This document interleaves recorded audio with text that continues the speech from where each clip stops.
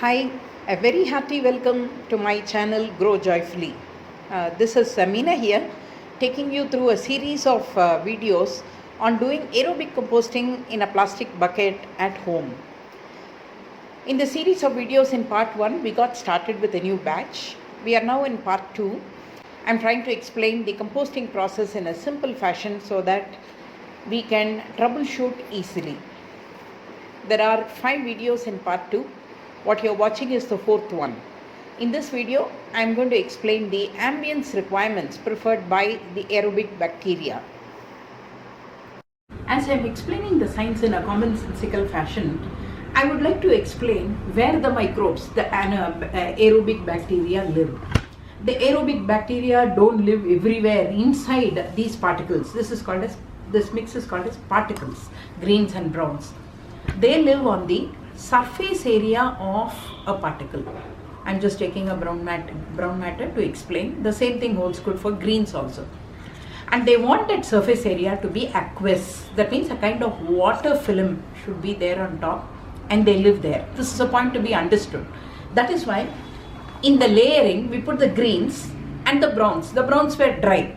But as you mix, you see that the greens are emitting out water, which is being absorbed by the browns. So the whole mix, this is very, very important, the whole mix must become one moist mix.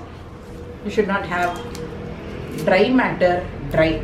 All of them must be coated with a film of water. You should not pour water here. The water will automatically be emitted by the greens, and that is why we do the stirring every time before we layer the greens and browns. I mentioned that the bacteria live on the aqueous film that is present on the particles. Okay. If you recall, while in the very first session, I mentioned that try to crush the leaves if you have the time. Try to cut the brown matter into smaller pieces, and try to cut the greens also into smaller pieces. You may be wondering, why can't I put big pieces? Now it will be clear. Now, since bacteria live on the surface area has to be maximized, so they get a lot of personal space and they can multiply. And the point is, surface area gets maximized when the particle size is small.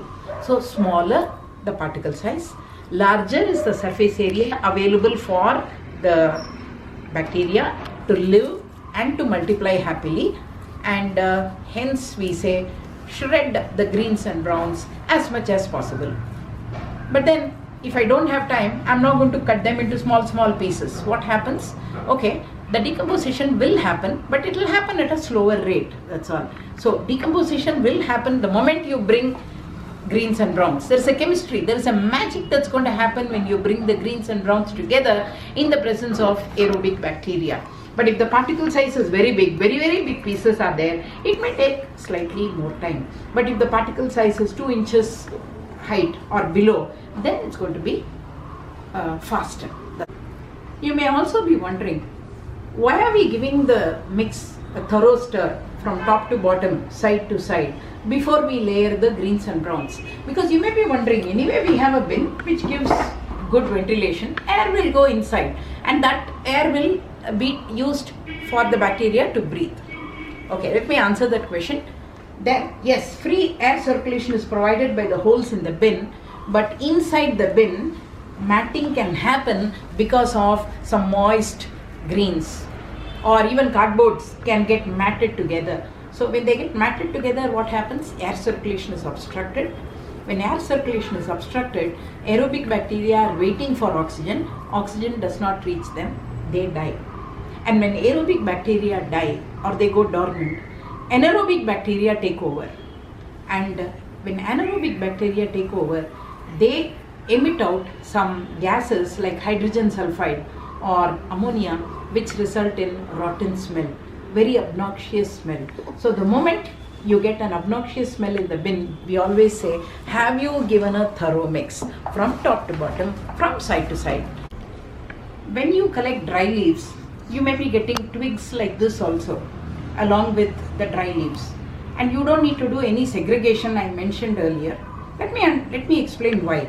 These big twigs will take at least 3 or 4 cycles or maybe even more to disintegrate. But then now you understand the importance of air circulation. When they are in the bin, they prevent matting from happening, and hence we leave them as they are. They may not decompose this time itself. Maybe you can cut them into small pieces or you can leave them as they are. They play a very important role of facilitating air circulation and matting not happening. And finally, when we get our black gold, we are going to do a coarse sieving. These will get removed. You can use them in your potting mix at the bottom of your bin, or you can use it in the next batch. For the next batch, you can add it as browns and then you can proceed. So no need to remove these kind of dry twigs which come as part of your dry leaves collection. In the next video, we will examine the usage of accelerator in aerobic composting. Thank you for watching my videos. Have a wonderful day.